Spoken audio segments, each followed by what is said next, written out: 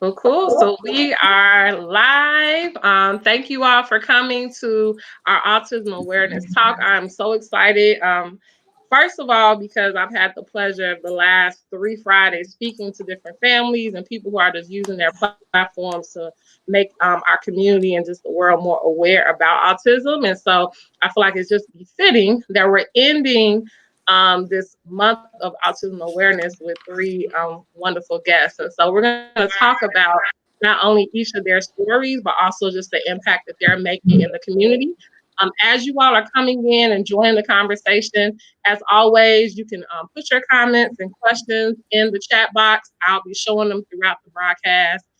Also, if you have specific questions for anyone on the panel, just let me know and I'll have that come up as well. But really, this is just an opportunity for us to create, as we are in many spaces, a new normal.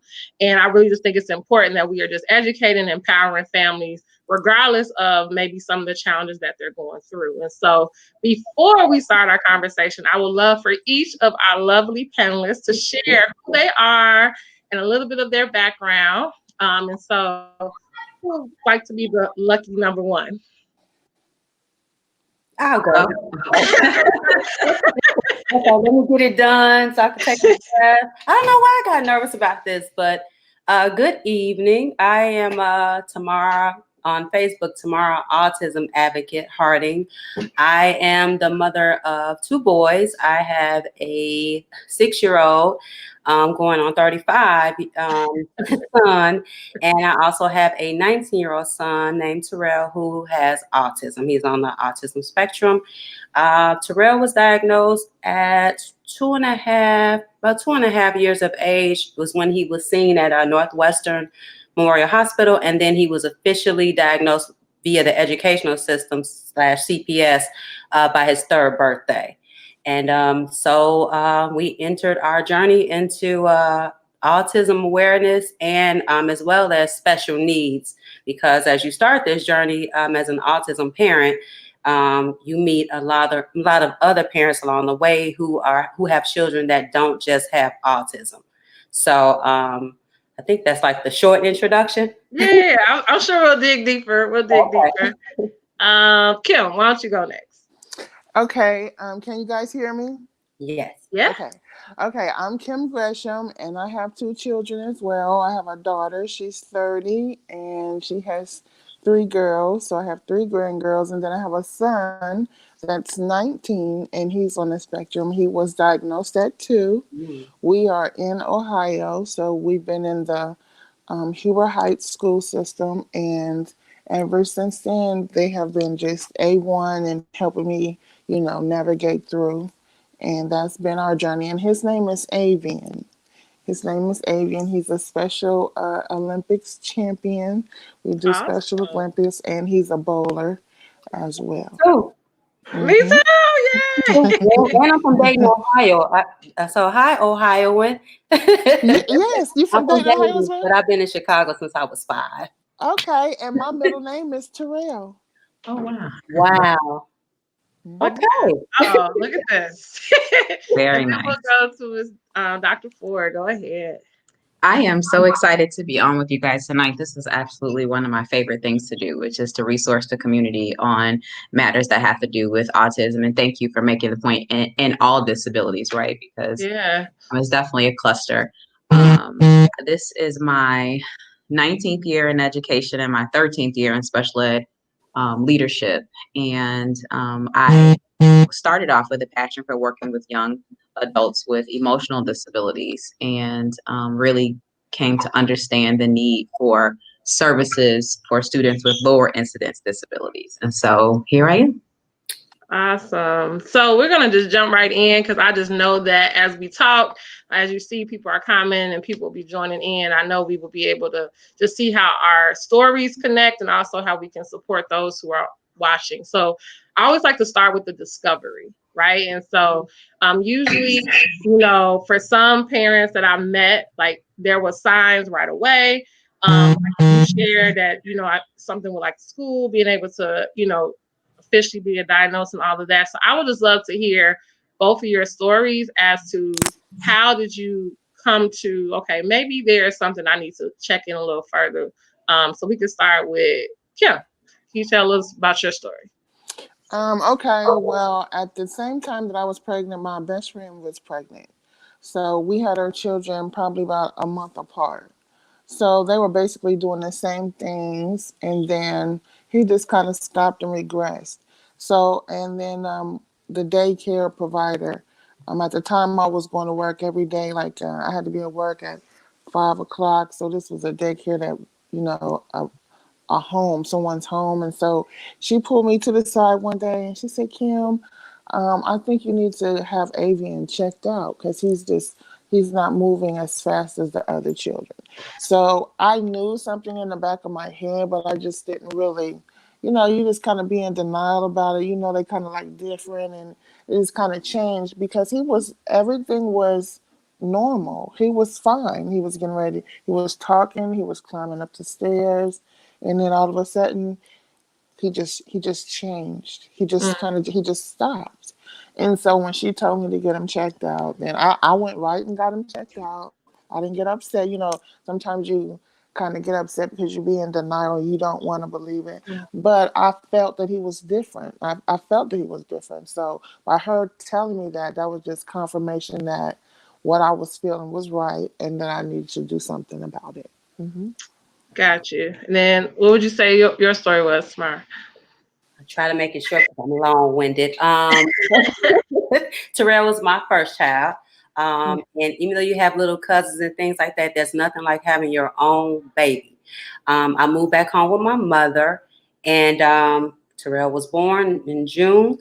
And I have it actually recording. We all used to have a video camera back in the day before the phones came into play. So I actually have videotapes of Terrell going through all the steps that the books and your family members told you, because again, I didn't have children.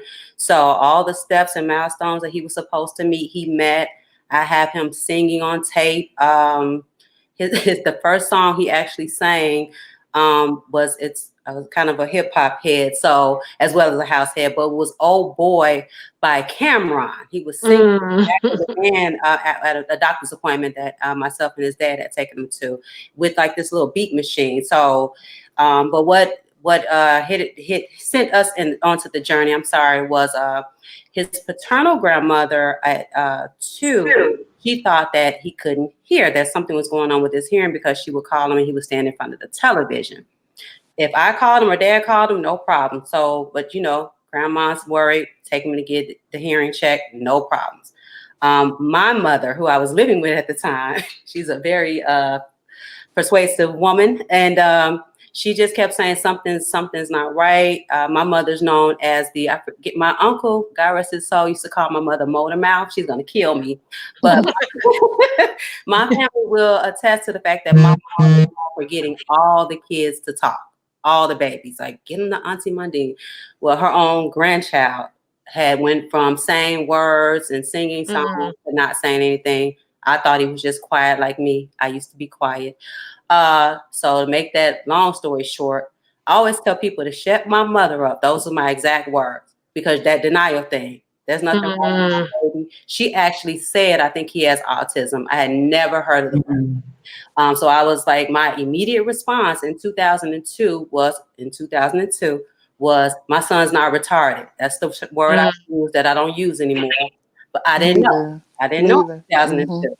Yeah. Anyway, and I actually, because I overthink, I had pulled the documents before this meeting, and I took them to Northwestern University, and in the synopsis, I guess, or the summary of our visit, they said Mom looked extremely overwhelmed. So a small amount of denial, a lot of mourning, a lot of blame. Did I eat too much seafood salad? I mean, it was, you go on the internet and you'll go crazy, especially back then. And, even older parents, parents of older children will tell you it was even scarier before the 2000s with the information. So after crying and all that good stuff, my mother was like, nope, So I just dug right in, and I had and still have a great support system, a great village that stayed on top of me And that's what pushed me into what I do today, which is being there for other parents. So, but that's where we started, and we just kind of went through the school systems and talked to other parents and got into different Yeah. families and so on. Actually, so I want to bring in, of course, I'm so glad you're here, Dr. Ford, because I'm like, I'm listening to these stories like, wow, is that typical? You know, like I hear both of their stories. They're like, actually, everything was on par. And then it's like it paused. And then all of a sudden it was a regression. Is that a typical like pattern that you've seen when you work with families and talk to families? Absolutely, it's quite typical, and even the responses that they had to the information that they received, I guess, post evaluation is very much what we expect to see. I think that there are two moments that I've experienced that are really difficult for parents: is that initial diagnosis, and then the time when it's time to transition and start thinking about preparation for adulthood. What's Mhm. going to happen as their child turns into a young adult. And those are the two difficult moments that I've been at the table to witness. There's a certain, I think you said mourning and realization that happens in those moments. Mm-hmm.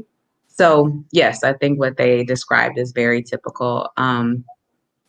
It's interesting because at the same time that you were getting your initial diagnosis is when I think the seed was planted for me for iCan Dream Center. I was working with young children, and now what's the governor's preschool for all program. So now everyone gets preschool for all. At the time I was working in the pilot program. It was called a community partnership, and it was through the early childhood program at Chicago Public Schools, and I was behavior specialist, and I was supporting teachers and families to really help them to infuse interventions and to figure out the next step for evaluation if that's what was warranted for children who were struggling.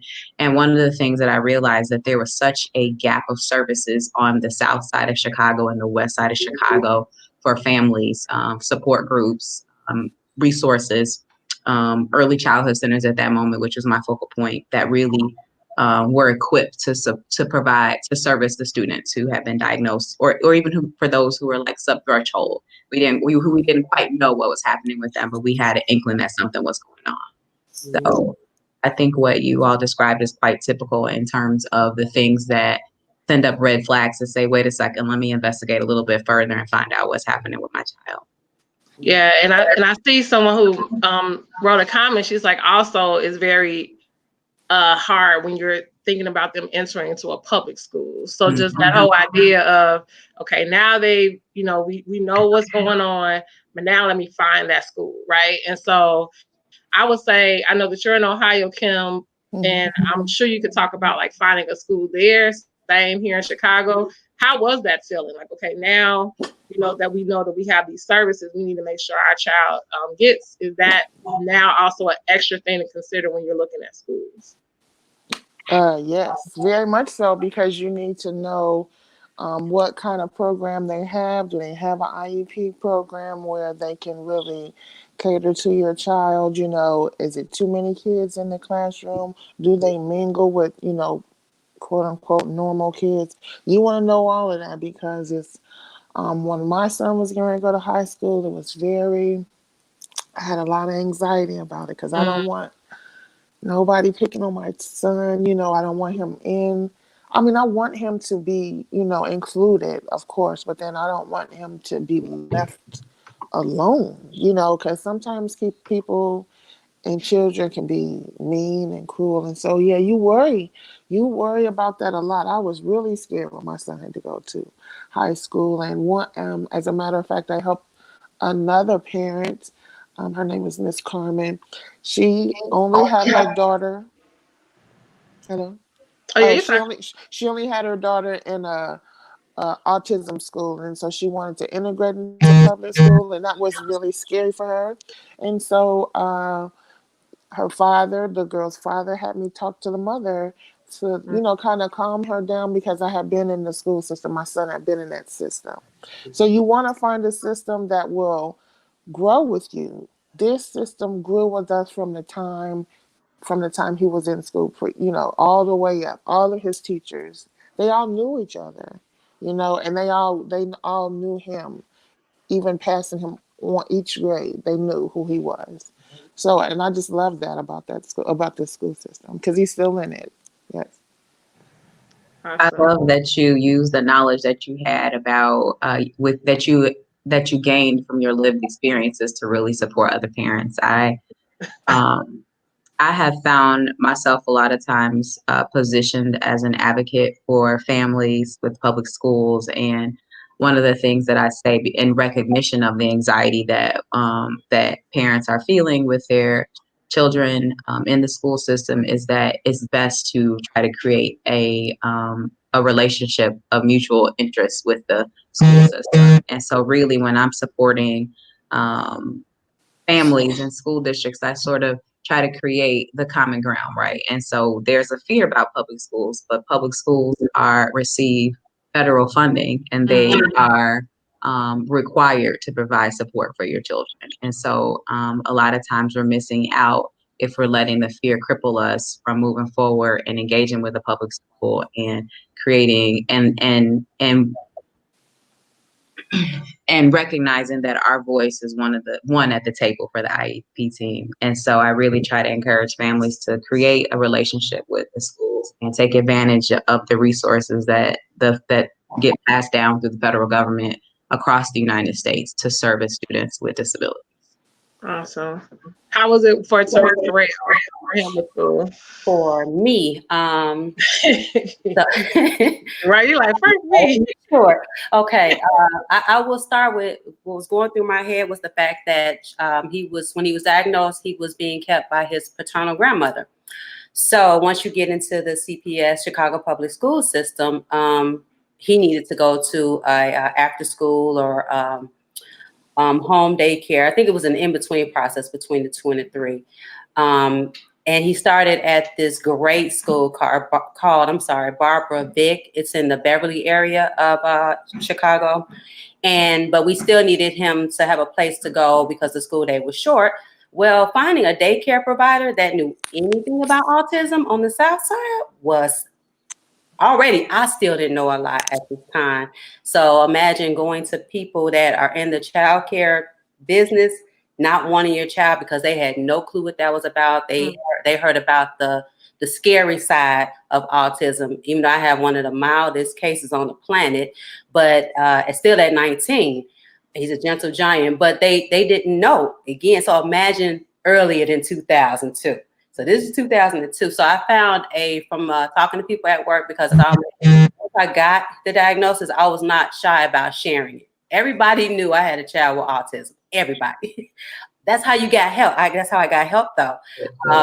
More so from parents at that point. Not talking about now. It's gotten so much better. But back then, it seemed like once he left Barbara Vick, they didn't give you a whole lot of information as far as services or anything. So I found that talking to other parents was like my best resource.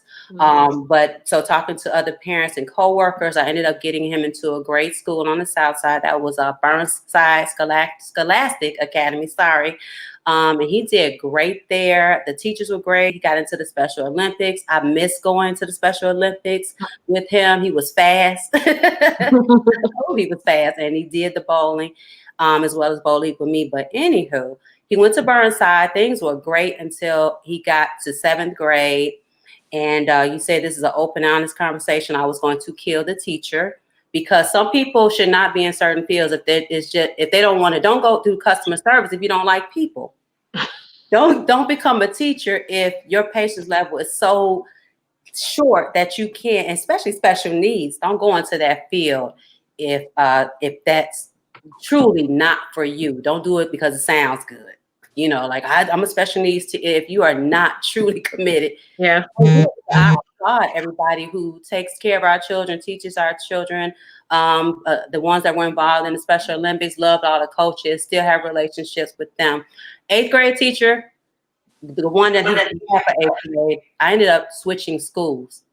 So the positive with him having autism was that he didn't realize he was being pulled away from his peers. That would have been awful to take you away from the kids you came up with in school and then switch you out for 8th grade. I had to, or it was not going to be good. So our last IEP meeting was bad, but I had one of the best advocates in Chicago land, one of my best friends right there with me, which also pushed me into becoming an advocate. He ended up going to one of the University of Chicago high schools for 1 year. They were great. The students were great. But I'll just say this on here. I was told, don't send your baby to their high school. You listen when people tell you that. So now I have to find a good high school. He ended up going to Johnson College Prep. Again, word of mouth, talking to people. At this point, I have a non-for-profit. So now I really have more people to reach out to and get information from. 4 years at Johnson, great. Still have relationships with the staff, even the ones that are no longer there. And I have to say the students, were phenomenal. His peers, they treated him like there was no label. He was one of their peers. He's at Southside Occupational Academy. It's a transitional, that transition from high school. It's like an extension of high school over 22.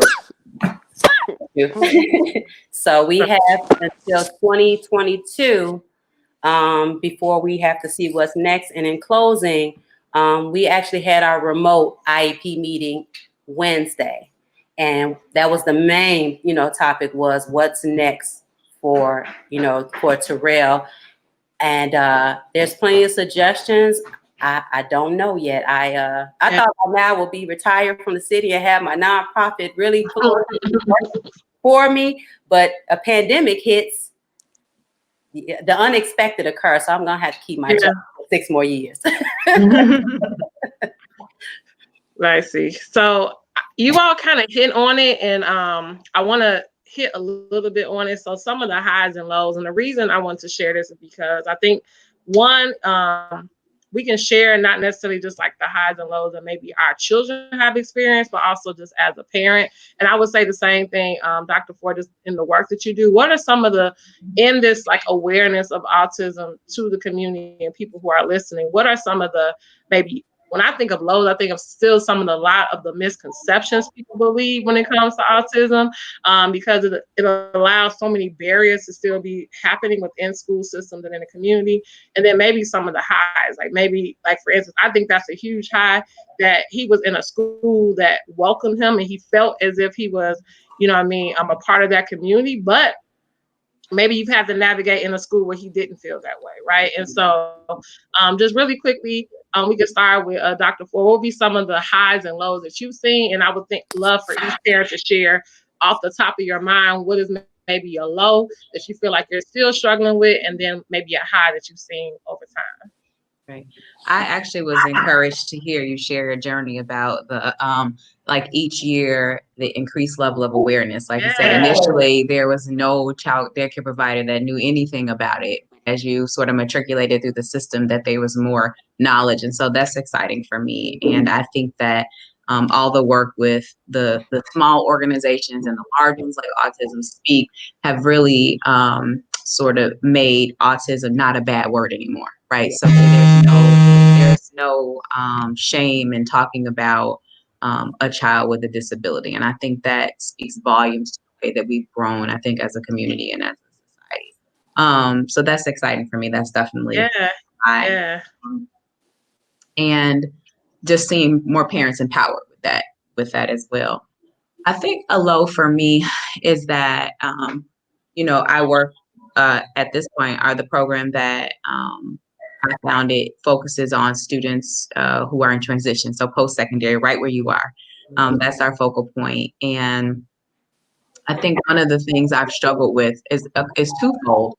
One, when we know that we're preparing our students who are capable for competitive employment, and there's still so many misconceptions about the general public about what that means to have a person with a disability working in your establishment, when we know that, and my team members, we tend to view students by their possibilities, right? Not limited by a disability. And so we're sort of smacked in the face or reminded a lot that that's not necessarily how the general public understands individuals with disabilities. So that can be disheartening at times. I have to say, everyday high for me, I have to give a shout out to my team from iCan Dream Center. They are the most amazing, caring folks on this side of the world is what I can say. I think that this pandemic that we're in, like crisis sort of squeezes people and you see what's on the inside. And I have just saw what I've seen on the inside of my team members is love and compassion and empathy and all the things that I thought was there and that I'm certain is there at this time. And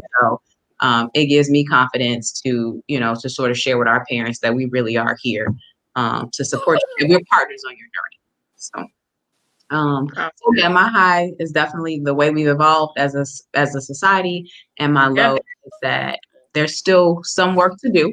I think the other thing that I think that is important to say is that my experience with individuals who don't necessarily have as many resources at their fingertips is that their children tend to get diagnosed a little bit later, and that they're not as aware of services like ABA, and so they've missed out on some opportunities for them to really grow and to make gains until it's sort of late in the game. And so just really educating families without a lot of resources to dive in and get all of the different services that are available to you.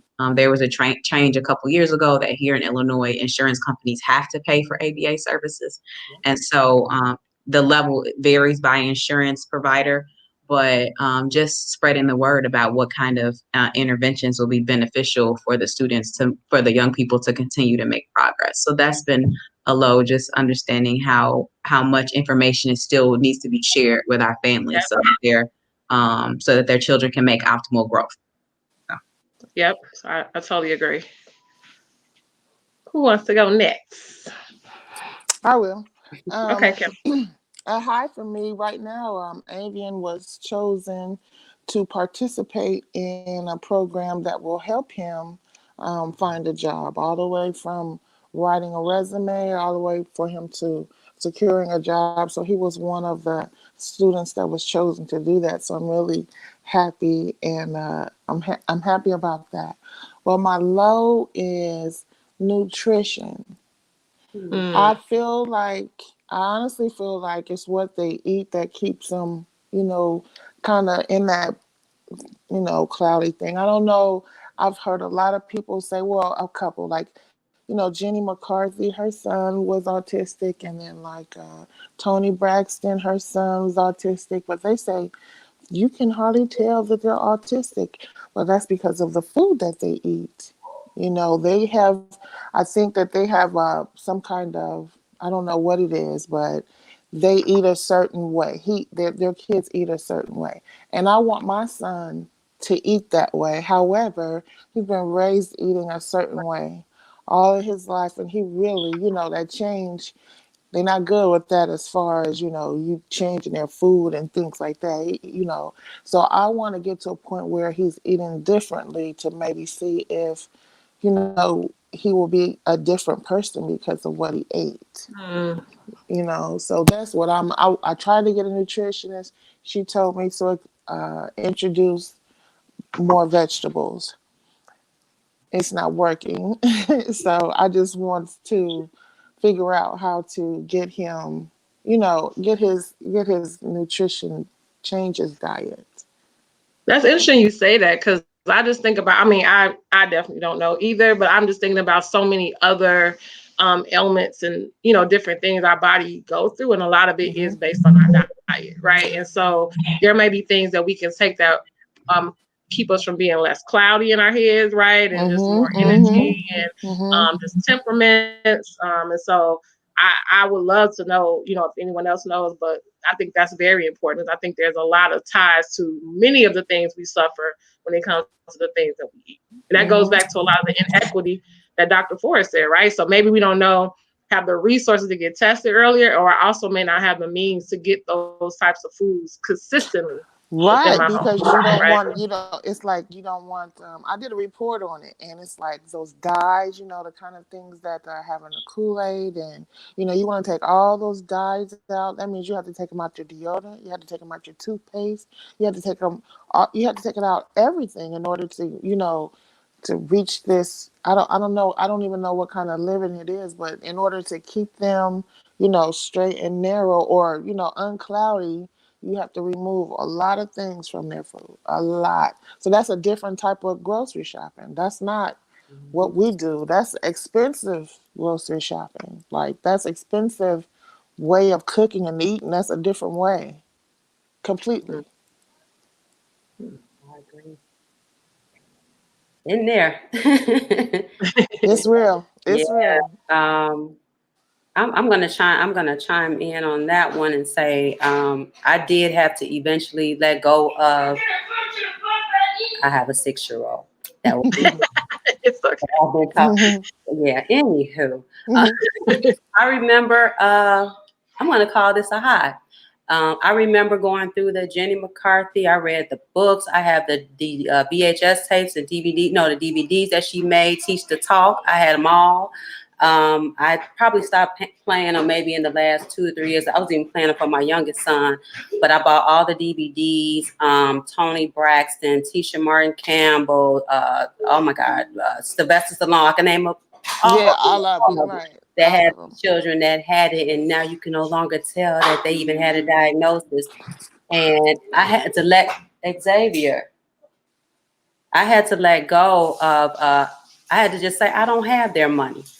I have Tam money. I have Right. Tam household. My spouse is our household money, and do your best with what you have to make those Hmm. changes with your child. Because I'll be honest that with this high and low conversation, there's no guarantee that's going to work for your baby.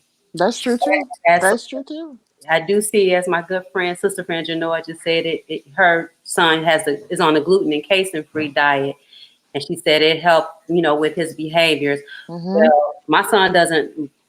Outside of stimming, he really doesn't have any behavior. So I don't know if I change his diet. The only thing I would be expecting is for him to talk as much as I do. Hmm. That would be the breakthrough I would be looking for. Is if this diet made him talk as much as I do, that would be great. But so I'm going to say that high for me is getting over that. That I don't have their money, and I'm sure you are doing your best Hmm. by your baby. Um, Right. I know you are. You Yes. Yeah, wouldn't be on this forum. You're doing the best you exactly. can by your baby. Hmm. And the low for me, so the high is getting through that and really believing and knowing that I'm doing the best for my son as well as the special needs community because I Hmm. share, as you said, with the information, getting it out there, that's the key. That's the key to helping. It's just sharing your experiences with people. So not being closed mouth about your experience and your journey, what's going on. I've even shared our guardianship experience on Facebook. Had a whole Yeah, talk about it.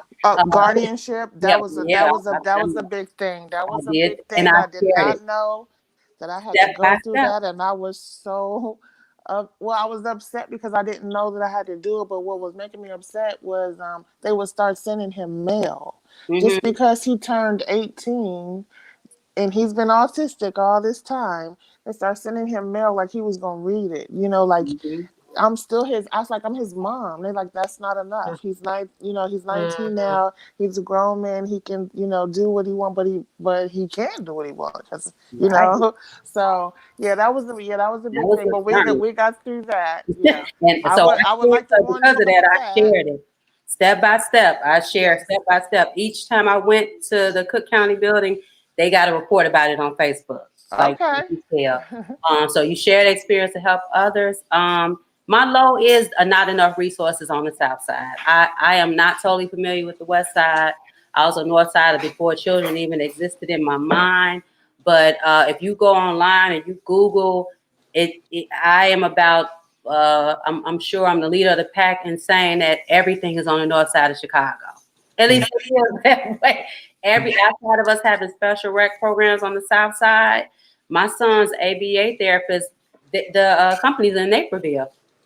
They come here, so they have therapists that are in the city. So I have two therapists that they used to come to the house before the pandemic, but now they're doing remote ABA therapy. But the company's in Naperville. oh wow, The law yeah, is not enough resources for children and transitioning adults, which I'm saying that right. There's not enough resources. There's nothing out there for them to jump right into or to ease right into. You really have to do your research to find it, which is where I'm at now. Is what's next. So that's the low, not knowing truly being honest, not knowing what's next for my son come June of 2022. I'm at a loss right now. So that's a low. That's a low. That's Well, tough. something. Oh no, so I was gonna say, and I just wanted to, because it goes to Kim's point. So Janoa's on here. Hey, she said, hey everybody. She said her son is 21. He has been gluten and casein free since he was young. Casey, Casey, Casein Casey. free since he was Mm-hmm. young. It has definitely helped with his hyperactivity and some behaviors, but he is still exhibiting signs of autism. Um, they're saying like dietary changes is definitely hard, especially if you're a child. Like most kids, my son included, is a very picky eater. So just Right. saying you're going to switch things doesn't necessarily mean it's automatically going to be what happens. And then to your point, about just the resources, a lot of people are saying you are correct. There are definitely very hard. It's very hard to find those resources on the South Side. And so I know Dr. Ford is about to speak, and I actually am about to pull up. And for those who are watching, at the end, we do definitely all the questions. So as people are putting their questions in and things that they have, we will have a Q&A at the bottom, so that if there are questions that are not aligned with what we have already said, we will address them. But I do want to go to, because I hear the repeated theme of like, what's next and what's next, and especially for both of you all, your children are older or getting to that age. And I think this is a perfect time for Dr. Ford to talk about the iCan. So Yes. I'm gonna pull up her organization and then the information to learn more. And I would love for you just to share with those watching what you do with your wonderful I organization. want to make sure my I wanted to piggyback on what you said about guardianship, and I think that it's so important that you really walked others through that process. In general, we sort of hope that the public school is going to have that conversation at a certain time, and it may or may not happen. So it's best to have the information for yourself. But what I do want to say in terms and to keep with this conversation about what's next is that I really want to encourage you and all of our parents of young people with disabilities to consider a special needs trust. So that's really, if you spend any time thinking about what's going to happen if I'm not around, who's going to care for my child, really the next step is to make sure that all that's detailed in a special needs trust so that you know what's happening with them fund wise, who's going to care for them, and you can just really go through with an attorney all those pieces so that none of it is left for anybody to have to figure out in your absence. I've done that. Good. It's Yay. gone, and I've shared that too. I've Good. been living Good. there and the special needs trust. Great. It has what's in its IEP transitional services. That area what's in there, but it's still that real. I'm not sure what he'll do, but and then I'll shut up. I've done that and I have shared that journey too. It's expensive. Well, it was for me, but I'm glad it's done. So The money you paid that can buy your peace of mind of having it done and having it committed paper. So good. I'm excited to hear that you have that process completed and underway. So good for you. It's time consuming too because there's so many things that you have to think through that you maybe hadn't even spent time thinking about. Like, what do I put in a trust? So and I think some of us think, oh, trusts are for wealthy people or they're for people that have a different station in life. No, it's for anybody that's listening. That's who it's for. So that's who a trust is for.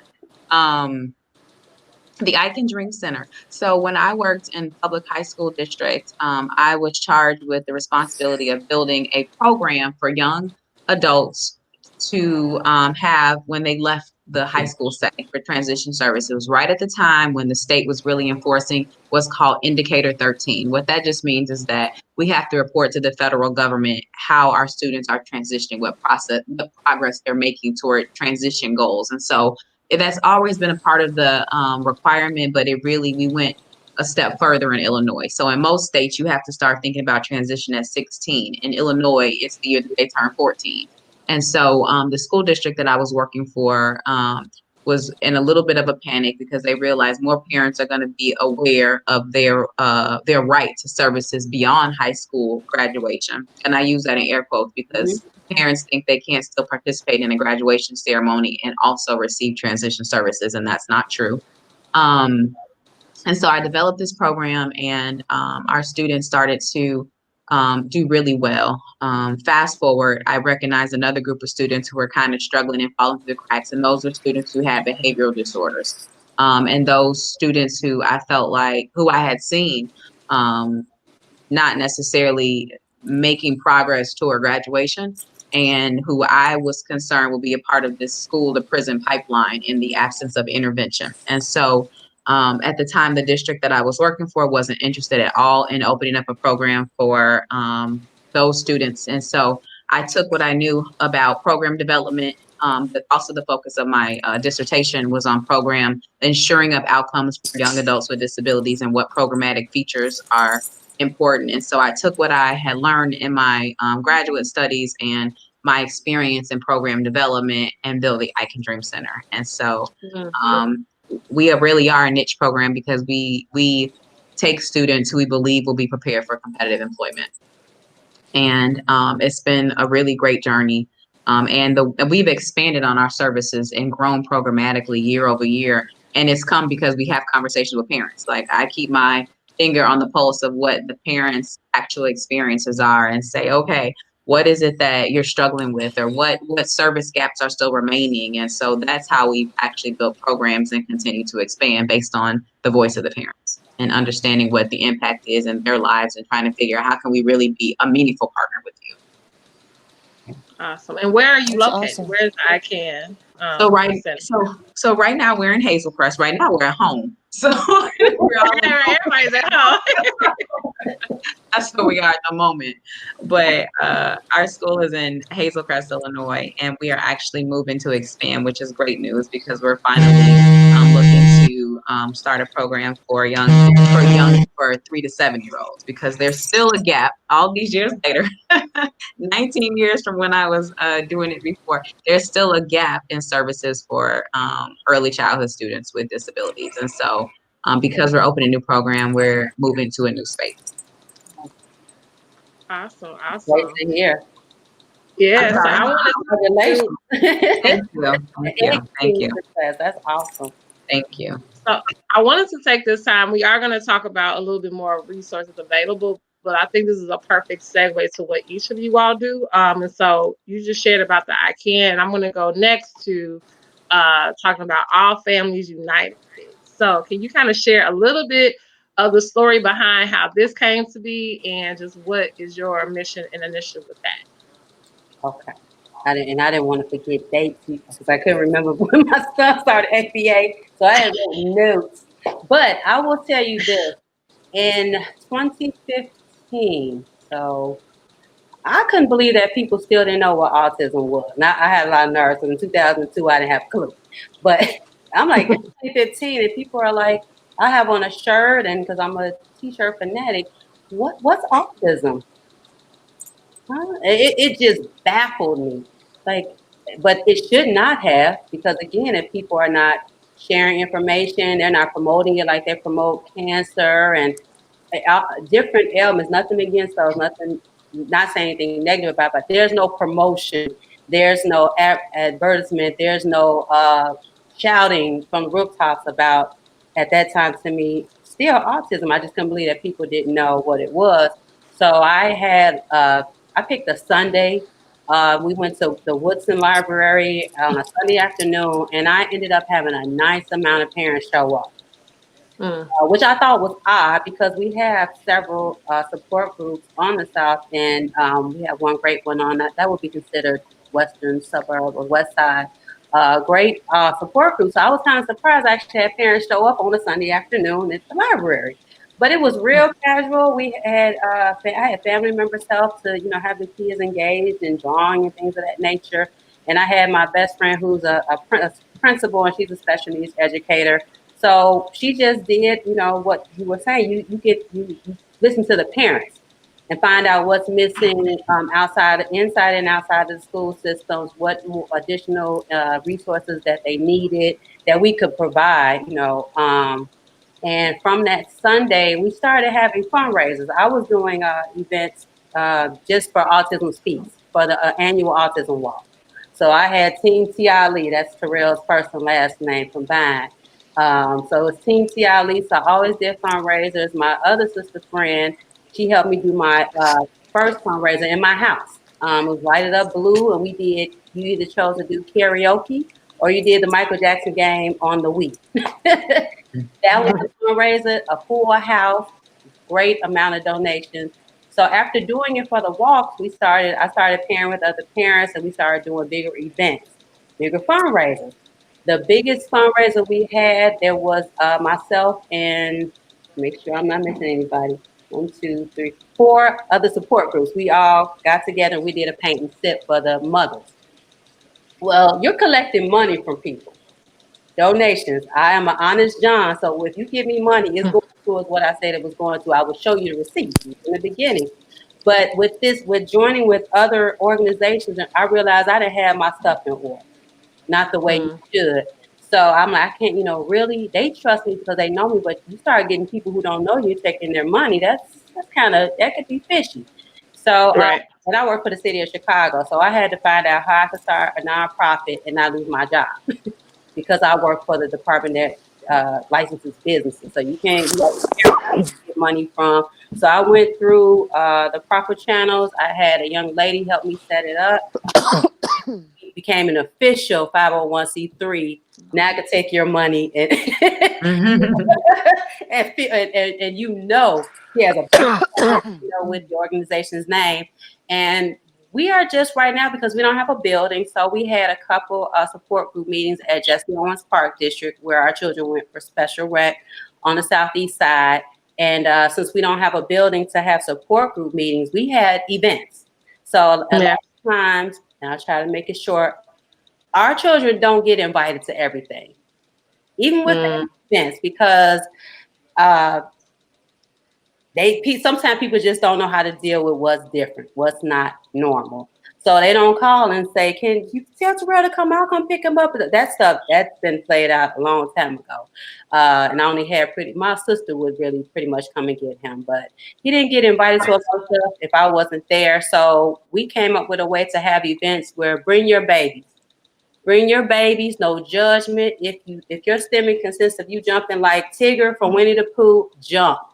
If it's screaming, scream. What it is that you do as far as how you cope with having autism, you do that. And mom and dad, if they come, we do have some fathers who come, relax, if only for 2 hours. Just give you 2 hours of relaxation, talking to other parents, networking, getting some information. So we would educate while having a good time. So I always call us the fun support group. That's no shade against my sister support group. They know this, that I always say this. We have gatherings where we educate, but we do it for the kids. So all of our events, except for 2, were just for the kids to come and have a great time while we educate parents, and hope that the parents that normally come bring a parent or 2 with them. Because a lot of times, people stay in the house. They don't want people watching them. They don't want you asking questions, so they won't come out. So it's like it's a thrill when you have new parents come out with their children and they're asking, when's the next event? That's a thrill for me and All Families United. But that's pretty much how we came to be. I am part of a great network of support groups on the South Side. I want to shout them out if I can, because without them, there would be no me as a president of a nonprofit or support group. I would still be an advocate, but there as I've had to become. But that's Chicagoland Autism Connection. They were the first support group I joined in 2004 when I didn't know where to turn to. I could email somebody at midnight and somebody would email me back. They were hands-on like that. And then there's The Answer. The Answer Inc. is in Maywood. So I always call her, that's our west side, but she's all over citywide as well. Ms. Deborah Vines. Place for Me, that's Elaine Haywood. She's gonna kill me, I'm messing up her name, but I remember her and her husband and organization getting a bus and taking all the parents and their kids to Navy Pier on a weeknight. And it was just an ease about it. And the fact that, a family would say, let's just do this for another family. And she also gave out resources just on a trip. It was an educational trip. That's kind of, that was great. And I'm gonna make sure I'm not forgetting anybody. Place for Me Okay, I think that's all of them. And then again, talking about autism connection, um, Kimberly, she's a great sister friend, and she's the president. So I'm surrounded by, I call them, they are some wonderful, wonderful ladies. And as you saw with one of your parents was asking about some information, if I don't know, one of them knows. They've been in Right. the room a long time, and they're the best in the game. So what I don't know, I find out from them, and they, they're quick on the job because they're all about helping our baby. So I hate that our event got canceled this April, but health is most important. And we'll get back to, we can still educate online. Most people are on Facebook. So Mm-hmm. we do post things on there, and we're available by phone and email. But I do miss what we do best, which is we're outside. We want you to come and hang with us and wear your pajamas and play games with the kids as well, and get resources along with, just being able to take a breath, because without somebody watching what your child is doing and possibly judging them. So that's Yeah. you. I told you all I'm long winded. No, no, no. And the reason, and I wanted each of you, and I'm going to go to Kim next because she's an amazing author, which you'll hear about in a second. I think it's so important that one, we have this platform for people to share because individuals just don't know where to go, right? And so even a lot of the organizations you just shouted out, I'm going to ask that you put them in the comments, at some point so that people can go back and look at them. Just you sharing all the things that iCan does. It helps people who are watching to know, okay, these are the questions I'm going to have because I know what her level of expertise is. And the same thing for Kim when you share, because we're going to end out with that. I really want to have each of you all say, like, what is your call to action to people who are watching? And then if people do have questions, I know there was a few in here. This will be the time that you can write them in there and I will bring them up before we go. But again, next Kim will share, and I would love for each of you all to kind of say, like, what's our call of action? I want to respect time. So, Kim, share a little bit about what is it that you do, and I'm going to bring up about the little green dress. You can share a little bit about what that is. Okay. The Little Green Dress is my children's book series. It's a 5-book series. And it's about the little green dress that my mother bought for me. And I took a picture in it at 6 months, and my daughter took a picture in it. And then my 3 grandgirls, I have 3 girls, I have a set of twins, and they all have taken a picture in this dress. So my thing is legacy. You don't know, what will you leave, what positive thing will you leave to your family, do you still have things like that in your family? What's your legacy like? What are you going to, leave to your children? That's my big thing. But for Avian, after I get the Little Green Dress all together, because it's 5 books, and I have uh, my third one is in production. So once the other 2 are finished, then I will start Avian's book, which is my son, and his book is called Avian Says. And Avian Says is for my autism parents, just finding out that, their kid or their child or whatever has autism, and that it's not like a life sentence. Like, I didn't think my son was going to say anything. Once he stopped talking, like, he stopped talking, and I didn't think that he was going to, speak at all. But after, speech therapy and working with him and everything, he says a lot of things, and he says a lot of funny things. And so those are some of the things that I put in this book, as, I thought was really funny and really cute for him to put together. Like one time let's see, oh, his stomach was hurt one day, and he didn't want to go to school, and I'm a single parent, and he has to go to school, and because I have to go to work. And he tried to describe to me how he was feeling. So he's like, Mom, I can't go to school. And I'm like, Avian, you have to go to school. He's like, it's like my stomach is having an argument with the Cheerios. And I just thought that was so funny. I thought that was just, oh, I thought that was so funny. That's So great. yeah, That's that's great. what I'm gonna. So that's what I'm gonna do. I'm just gonna write something funny, just to let them know that it's okay, and they're not out here alone. That's basically what, parents need to know, that they're not out here alone. Find a support group, because that's what I did in the very beginning. I found a support group, and keep lasting friendships, keep people's phone numbers, you know.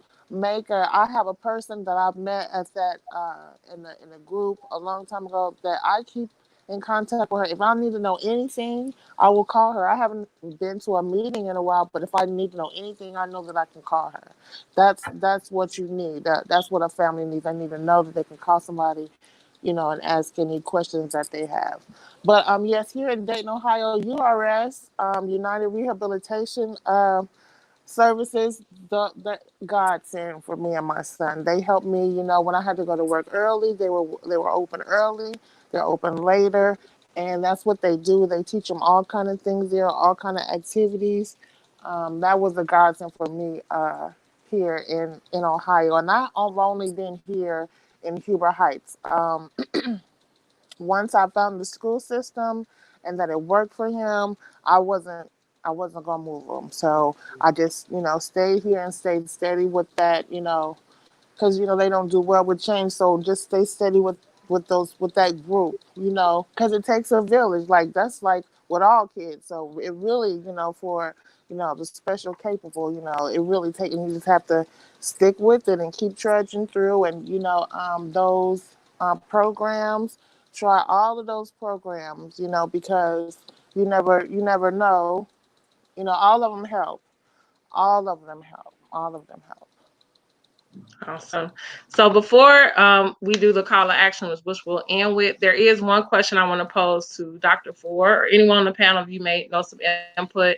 The call to action I always end with is, I think it's important that they've heard a lot, right? We've heard a lot. We've heard a lot of background stories, but it's always, I'm always that one person. Okay, what's the one nugget that you are saying, okay, as a parent or someone who wants to support the community of parents who have children autistic, will be their call of action? If I was a parent who just found out my child's autistic, what's the one thing you say is, if you didn't hear anything tonight, do this, right? If you didn't know anything tonight, know this. So think about what's that one thing you will want people to leave with from this talk. Dr. Ford, and I have heard this as well, and so I do want to honor the question. So usually when it comes to children who may have different disabilities, things like that, questions about sexuality, that was a question that came through the chain. One of the people, they just mentioned that their child is maybe battling with whether they are transgender or like their sexuality. I have heard of, and again, I don't know if this is a misconception, so that's why I'm putting it out there and I brought this question up, that it can be something like battling with sexuality. Is that linked to learning disabilities? That was something that I believe the person may be directing their question towards, but I don't know if you have heard that, if that's something that's actually documented, or more so just in anything, just a personal preference. But that was the question.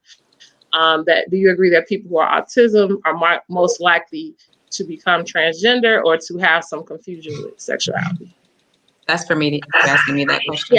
yeah. That's interesting. This conversation came up with my team this week. And I'll say that in my years, I have not met an individual who was both autistic and transgender or gay. What I do know of students with of young people with neurodevelopmental disabilities is that they often struggle in the area of social reciprocity. So of being able to make friends and understanding the parameters and the boundaries around friendship. And one of the things that makes our students vulnerable to a lot of things is not understanding that ebb and flow of relationships. And so what I would say is that I don't know if being autistic is linked to being transgendered. I've never heard that. What I do know is that we spend a lot of time with our students and with our young people, teaching them how to develop relationships, how to be appropriate in relationships, what's expected behavior in the context of relationships. And so sometimes what I've seen with all of our students, not just those with autism, is that they are willing to make adjustments to fit in and to have a peer group and feel like they belong to something at whatever level that they can kind of understand that. So the students that we see in Dream Center have mild to moderate disabilities, and so they have an awareness that they show up in the world differently. And so we start where they're at in terms of building on their social repertoire and being able to help them to understand the dynamics of social relationships. And one of our students said to one of my team members this week that one of the things that he'd like to understand is how to be in a romantic loving relationship. This is one of our students with autism. And so the conversation's been pretty deep this week in terms of, and first of all, I said, that's a question we all have. We all want to know how to show up in romantic relationships. So actually that question was spot on. We all want to know that. We have questions. But so I thought it was a great question for a young man, but all that to say is I think we just have to support them in understanding relationships and boundaries and the mores around social interactions. Yeah. I don't know if I answered the question or not. Yeah, I believe so. What's the one nugget you want us to walk away with? Who would like to end us out? I want parents and families and supporters to keep dreaming for their young people, to not let a disability or a category to put limits on what they feel like that they can accomplish. And so parents have to, and family has to support parents to gain knowledge, understand it, digest it, because we get so much information coming to us, but to filter it in a way that it makes sense for us or for our families, and use that information to be able to support the young person that you love. Yeah, I love that. Keep dreaming. Who wants to go next? I'll go. I'll make it short. He's a, So I have this T-shirt, but I lost them in a fire, and we had a fire on New Year's Eve. But we're coming up. We should be Oh, back wow. in a couple months. But I lost a lot of my T-shirts, so I had to get it remade. But I had a T-shirt made, and it was called "My Child Has an IEP," and this is an IEP. If you don't know what it is, I'll definitely put that, in the comments when we're done. But this is how our children get taught, and it's an individual education program.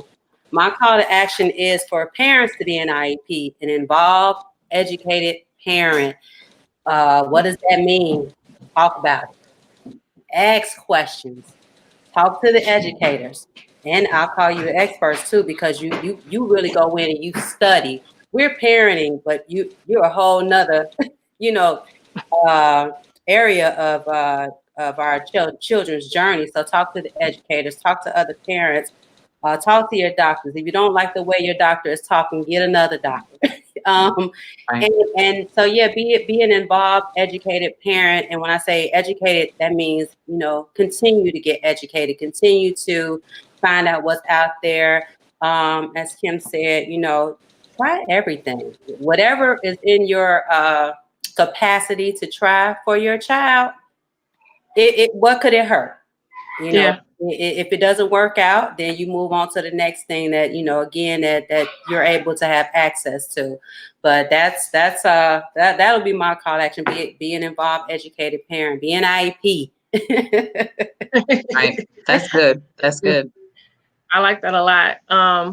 The one thing I want, and I wanted to say the call to action, and hopefully Kim gets back on before we go, is that I believe it's just important that these conversations, similar to when we say like February is Black History Month, right? So then everyone's really in depth and studying and having all these programs and celebrations, and then it's March, right? And then it's April, and in my home it doesn't stop, but in many homes it does, right? And so similar, April is Autism Awareness Month, right? And so there's been so much, media and just backing behind it. And I just want us to just continue to create spaces in which we can continue to have these conversations. So kind of like you said, it won't be this buzzword. Like it's just a part of our everyday, and we are able to become more supports to one another. Teachers don't have to feel a certain way about not knowing, and they can get the education they need. Community members,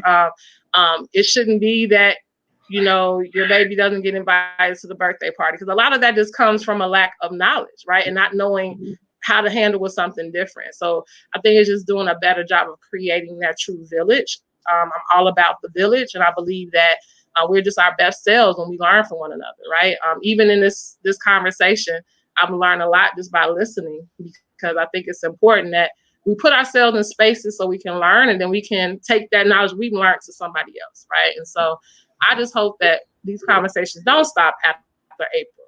Can I That add? is my call. Because we have Yeah. audience, don't be afraid to approach parents and ask us. Don't just stare. It's okay to ask, even if Mhm. it's said on a Saturday morning in the grocery store when we can do that again. The same way I said, be educated as a parent. Lack of knowledge leads to then you become ignorant or all these other negative things. No, no, no, no. It's okay to walk up and ask. Ask me. If you see me with my son, ask me. Yeah. Yeah. Instead of assuming and instead of making up my own opinion of what, right? Yep. Love it. Well, first, let me say thank you, ladies, so much for your Thank you. time and having this time with us and being able to share your stories. It's been so encouraging each Friday, like I said, to have these conversations. And many of you who are watching, I'm sure you're appreciative. Each week, I've had families like, man, thank you. Because a lot of people could feel like they're alone, like you said. I wanted you to share about your groups because I personally have some friends who are watching and that's their struggle. Like it can be taxing because it's always them and their child because not everyone is, wants to do the babysitting for them to go out or for them to Can I say do something? different things. So I think it's just important to have these spaces. Yeah. I just wanted to add, and I was going to piggyback when you talked about your parent groups. We actually started in hearing parents say, my child doesn't get invited, my young adult doesn't get invited. Is we wanted to create an opportunity that was developmentally appropriate for teenagers. And so we have what's called our Saturday experience. And so we do it once a month where we have some sort of recreational program for young adults with disabilities. And so that they're not necessarily with young children, which is what ends up happening a lot of times. So it's developmentally and chronologically age appropriate. So we've done things like silent parties for them, which is perfect for students with disabilities. We were supposed to go rock climbing last month. Of course, that didn't happen. Yeah. We have done a lot of different activities, and we open that up even to young adults that aren't enrolled at the iCan Dream Center because we know that they're not getting invited. And we also know parents need a break. So sometimes we do have parent support that are concurrent with our Saturday experience. But a lot of times we say, go get a manicure, go get a drink, go get whatever you need, and then come back, they'll be okay. The parents at first are like, oh, I don't know, are they okay? And then by the second or third time, they're literally dropping them at the curb and honking the horn, like, come get them. So, so once they get comfortable with us, but yeah, we invite and we fundraise every year to be able to host that and do some really fun stuff with just that purpose in mind. We want our young adults to have a chance to try on those different skills that they're learning too, around socializing and interacting. And I'll be honest, we have as much fun at those events as they do. So like, I think our last party, I left sweating, like, cause so we have fun too. I'm mad I missed the silent party. Yeah, They can find out by going to your website. absolutely. Yeah. All the information is there. Awesome. Kim, you're back. Kim, can she hear me? I don't think Kim, she can. Kim, can you hear me? I think I can hear her now. Kim, hello, Kim. Hello. Can you hear us? Uh-oh. We see you, Kim. Can you hear me? Yeah, we can't hear you. I don't know. Oh, wow. Okay. Oh. One more time. Kim, can you hear me? I don't think so. Okay. Well, this is what we're going to do to end us out. I'm again going to say thank you so much for your time. And each of the ladies that they shared their information, I will make sure it's in the comments for those if you missed it from the bottom of the screen. Again, as they all just charged us to just welcome and build a community so we can continue to have resources and things for our children with autism, even our parents as well, because we need one another. Thank you all again, like I said, for being available for this time. Any For what you do. Thank you. Thank you. no, thank you. And again, yeah, this is going to be awesome. So I look forward to staying in contact with you all so we can continue to connect our families. Absolutely. Thank you guys. All Have right. a great weekend. Happy You Autism too. Awareness Month. Yes, yes. Take care. Bye Bye. bye.